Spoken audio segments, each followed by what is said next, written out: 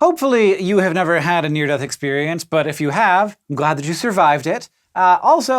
Maybe this sounds familiar. A blinding white light, your life flashing before your eyes, floating out of your body and looking down on that body from above. Honestly, it might sound familiar either way. At this point, the near-death experience is a bit of a cliche in pop culture, but this stuff really happens. Near-death experiences are most likely caused by a bunch of different processes, and scientists are still figuring out all of the mechanisms, but either way, these experiences probably aren't as mystical as they seem. There are accounts of near-death experiences going back to ancient Greece, and because modern medicine can bring people back from the brink of death more often, they are even more common now. What's weird is that most people who have them report seeing the same kind of stuff. The white light, the out-of-body experience, the sense of peace, an awareness of being dead. The experiences are so universal that there's actually a standardized questionnaire to evaluate whether or not someone has had a near-death experience. But when it comes to understanding why they happen, things are less clear. For one thing, there's virtually nothing medically, demographically, or psychologically different about the so-called experiencers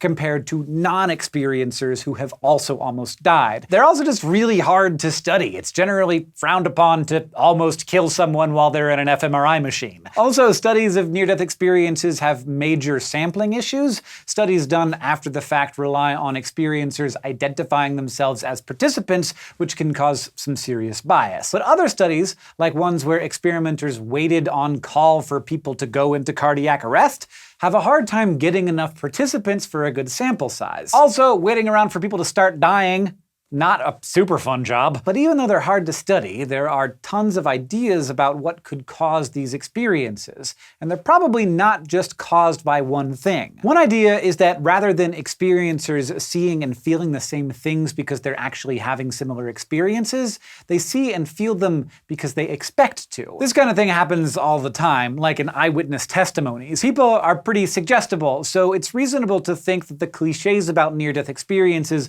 might impact what people actually see and feel during them. Another view is that they are a psychological response to the threat of death. Beginning in the 1930s, psychologists suggested that these experiences were a result of depersonalization, where you feel detached from your identity and what's happening to you. Basically, you know you're dying, but you feel completely detached from it. It's like it's not real. Among other things, that would also explain why near-death experiences cause calmness and peacefulness. More recent research has argued that dissociation, where your consciousness seems independent from your real physical experience, is actually to blame. Daydreaming is a totally normal example of this, but an extreme case is an out-of-body experience. And there's some evidence to back this one up. All kinds of trauma often result in dissociation, so there are tests to clinically identify it. The tests ask respondents to identify how often they do things like totally zone out while watching TV or have no recollection of an important event. A study from 2000 looked at 134 subjects who had come close to death, 96 of whom had near-death experiences.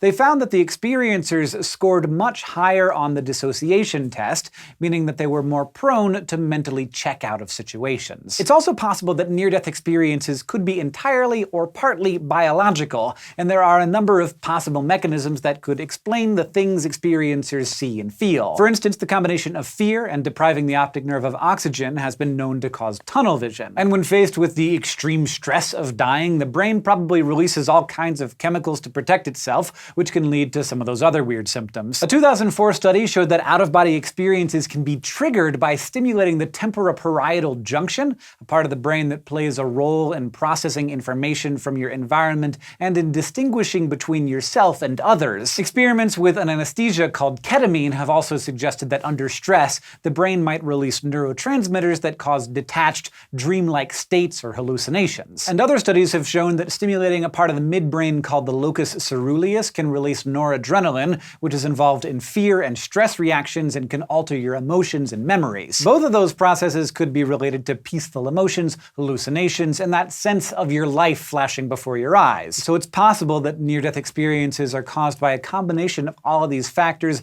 biological and otherwise. Of course, there are critics of these studies, and they make a good case. They argue that if these are normal biological mechanisms associated with the stress and trauma of death, why doesn't everyone who almost dies have them? We don't know, but for people who do have them, there are a whole bunch of scientific explanations for where they might come from. And whether they're caused by biology, psychology, or something in between, near-death experiences can teach us a lot about how our brains work and that weird thing that we call consciousness. Thanks for watching this episode of SciShow Psych, brought to you by our patrons on Patreon. If you would like to help support the show and help us keep making episodes like this one, you can go to patreon.com/SciShow. We very much appreciate everybody who does that.